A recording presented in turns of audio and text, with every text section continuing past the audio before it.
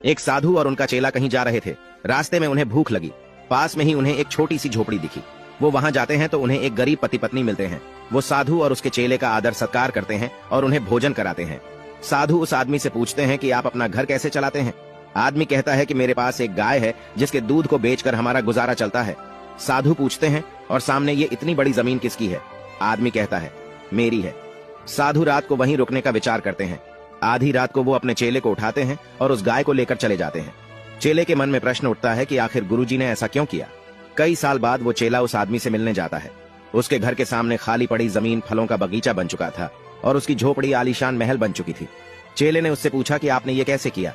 वो आदमी कहता है, जिस रात आप लोग यहाँ से गए मेरी गाय भी कहीं चली गई और उसके बाद मैंने थोड़े से पैसे कमाकर इस खाली पड़े जमीन में फलों के बीज बो दिए। उसी के कारण मैं आज इतना अमीर हूँ। अगर मेरी गाय गायब नहीं होती तो मुझे अपनी क्षमता का कभी पता नहीं चलता। निष्कर्ष, कंफर्ट जोन में रहकर आप कभी ग्रो नहीं कर सकते। एक अपराधी को फांसी होनी थी, लेकिन राजा ने उसे दो विकल्प दिए। पहला तो फांसी में लटक कर मरना और दूसरा गुप्त दरवाजे के उस पार जाना। लेकिन किसी को पता नहीं था कि उस गुप्त दरवाजे के उस पार क्या है।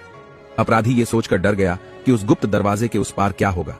उसने सोचा, क्या पता जंगली जानवर हो सकता है, जहरीले सांप हो सकते हैं, कोई भूखा राक्षस हो सकता है। इस डर में उसने फांसी पर लटक कर मरना चुना। उसे सजा के लिए ले जाया जाता है। जैसे ही उसे फांसी होने वाली थी, उसके मन में प्रश्न उठा कि उस गुप्त दरवाजे के पीछे क्या है। उसने राजा से पूछा कि आखिर उस गुप्त दरवाजे के पीछे क्या है।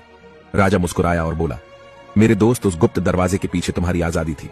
हम हर कैदी को मरने से पहले ये विकल्प देते हैं, लेकिन इस डर से कि उस पार क्या होगा, हर अपराधी ने फांसी ही चुना।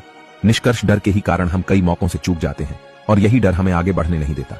असफलता का डर, कुछ खोने का डर, भविष्य का डर, मृत्यु का डर, ये वो डर है जो आपको जिंदगी में कभी आगे बढ़ने नहीं देगा। इसलिए बी फियरलेस और हाँ, लाइफ को है बेहतर बनाना तो हमको फॉलो करो ना।